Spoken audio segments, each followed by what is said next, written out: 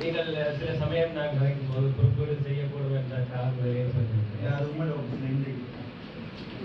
இந்த வைத்தியசாலை அல்லது பல வைத்தியசாலைகள் என்ற ரீதியில் நானும் எனக்கு கீழுள்ள உத்தியோகத்தர்களினை அவர்களை ஊக்கப்படுத்தி இவ்வாறான ஒரு சபையிலும் கூட பயம் பதட்டம் இல்லாமல் நடத்துகின்ற ஒரு வகையிலேயே வைத்தியசாலை நடத்த முடியும்.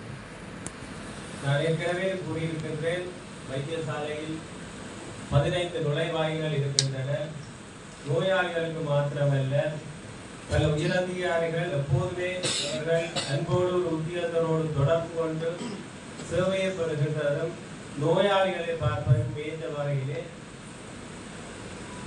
ஒழுங்கு செய்யப்பட்டிருக்கின்றது.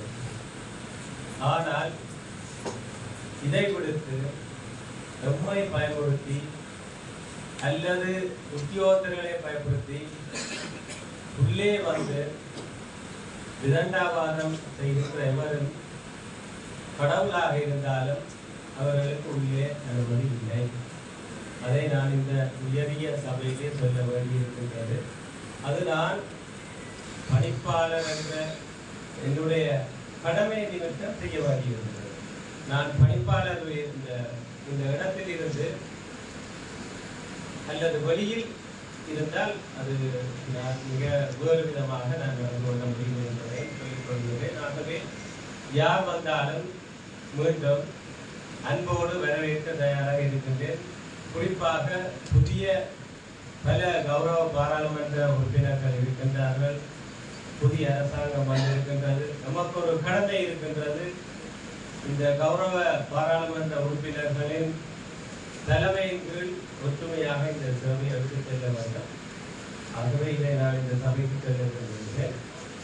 நான் இவ்வாறான சபையில் அடிக்கடி கலந்து கொள்கின்ற போது என்னை ஒருவர் விரல் நீட்டி பயமுறுத்துவது போன்ற கேள்விகளை கேட்டால் நான் இந்த சபையில் அதை கண்டித்து வெளியிடுவேன். மற்றும் என்னுடைய ஆளுமை அல்ல, இங்கே பல உத்தியோகத்தர்களை நீங்கள் படித்தீர்களா, நீங்கள் என்ன படித்திருக்கின்றீர்கள், ப்ராஜெக்ட் மேனேஜ்மெண்ட் படித்திருக்கிறீர்களா என்று கேட்பது அவர்களை மாத்திரமல்ல என்னையும் கடுமையாக காயப்படுத்தி இருக்கின்றது. எனவே நான் பல உத்தியோகத்தர்களோடு இந்த மாவட்டத்துக்காக அவர்களோடு சேர்ந்துதான் சேவை செய்கின்றேன். ஆகவே கௌரவ அமைச்சர், கௌரவ ஆளுநர் தலைமையிலே கௌரவ பாராளுமன்ற உறுப்பினர்கள் யாராலும் இதை செய்ய வேண்டாம் என்பதையும் தெரியப்படுத்திக் கொள்கின்றேன். இந்த கூட்டத்திலே கலந்து கொண்டிருக்கின்ற போது ஒரு சிலர் சில உத்தியோகத்தர்களுக்கு கோபம் ஏற்படுத்தும் வகையில் யாராவது நடந்து கொண்டால் அவர்களை எதிர்வரும் கூட்டங்களுக்கு அனுமதிக்க கூடாது. ஏனெனில் இங்கு பல உயர்நிலை உத்தியோகத்தர்கள் இருக்கின்றார்கள். இவர்கள் அனைவரும் இன்றும் நாளையும் போய் அவர்கள் சேவை செய்ய வேண்டும். அவர்களுக்கு மன உளைச்சல் ஏற்பட்டால் இந்த அரச இயந்திரத்தை எடுத்து நடத்துவது கஷ்டம். இதுக்கு மேலாக கௌரவ பாராளுமன்ற உறுப்பினர் ராமநாதன் வாலண்டியர்ஸ் பற்றியும் கேட்டிருந்தார்.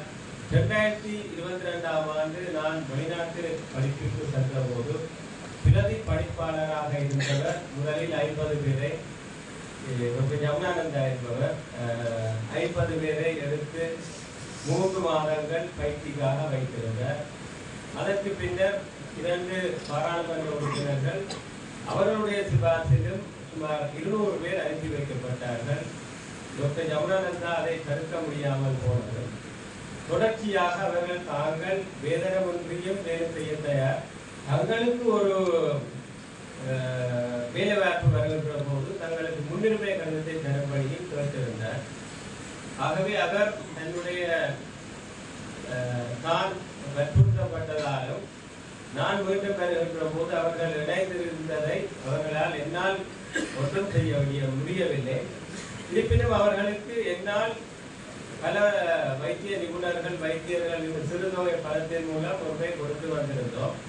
அவர்கள் வேலைவாய்ப்புக்கு செல்கின்ற போது அவர்கள் குறிப்பிட்ட காலங்கள் சிபார்சு கடிதத்தை வழங்க முடியும்.